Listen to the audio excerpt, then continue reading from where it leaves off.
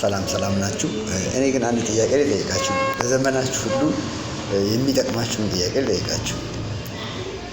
እናንተን ደስ የሚላችሁ ብቸኛ የሆነ አንዱን ፈጣሪ ስታመልኩ ነው ወይስ ሶስት ማህበር ያላቸው ለሶስት ተዘራይተው ያሉ እግዚአብሔሮችን ስታመልኩ ነው ደስ የሚላችሁ?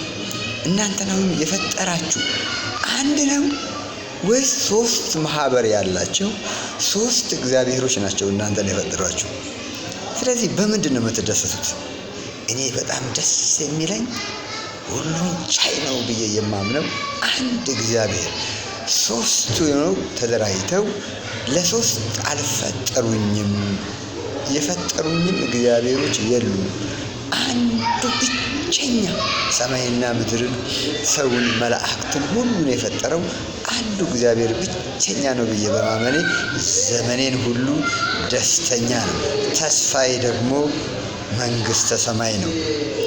ሶስት እግዚአብሔሮች መንግስተ ሰማይ ያዘጋጁት የሉም። ለሶስት ተደራጅተው መንግስተ ሰማይን የሰሩ እግዚአብሔሮች የሉም። አንዱ እግዚአብሔር መንግስተ ሰማይን ያዘጋጀ አለ። በዚህ ደስተኛ ነኝ ሁል ጊዜ።